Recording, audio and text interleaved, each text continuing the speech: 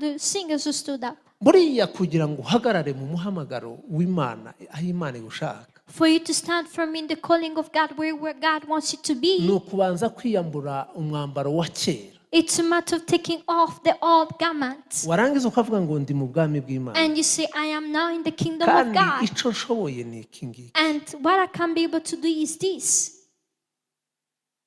Amen. Amen. Iyo umaze guhagarara aho Imana igushaka, Once you stand where God wants you to be, imyaka yawe yose uyimara ukiranuka. you spend all the days of your life practicing Ugira imyaka righteousness. myinshi ukiranuka You ukazabona spend ijuru. many years in righteousness and you even get the chance to go to heaven.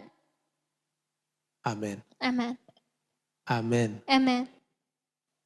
Kugira ngo ube umunyamasengesho ukomeye, For you to become a great intercessor, ni ukwirinda agakungu cyangwa se gukururana n'abantu. you must avoid the company or gang of people.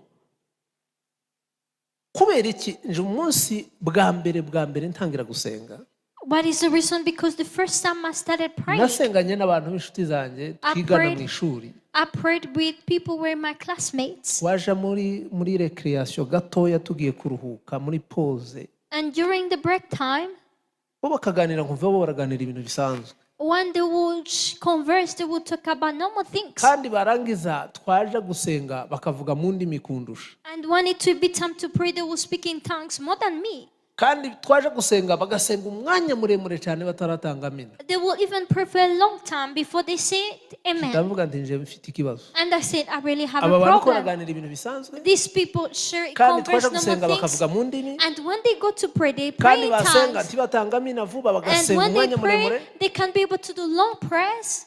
Ndavuga nti ariko uwamera nkabo, And I said, what if I become like that? numva ari byo bintu byiza. Because I think that is the best.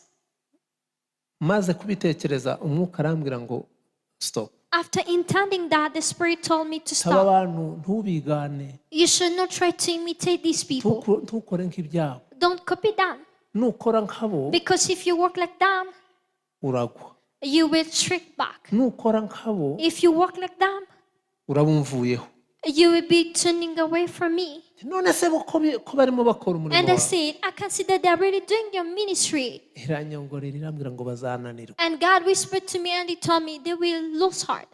Ndaceceka, I kept quiet.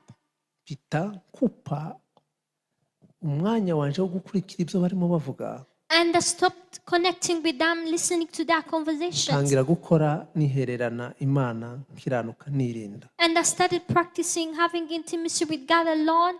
Byaramfashije mu rugendo kugira ngo urugendo ngende urugendo rurerure. And that helped me to be able to do a long journey. Nawe niba ushaka kugenda urugendo rurerure, If you want to do a long journey, mwarimu Felicite nushaka kugenda urugendo rurerure, instructor Felicite, if you want to do a long journey, ntugashake gusa n'abarimu bagenzi bawe badafite umwuka w'Imana. don't try to imitate these fellow instructors who do not have the Spirit of God. Uzumenya kugabanya amagambo uvuga igihe uri kumwe nabo. Know how to control your words when you are with them. Ushobora kubigana ugasanga waguye mu cyobo utazavamo. Because you may imitate them and fall in a pit that you will not be able to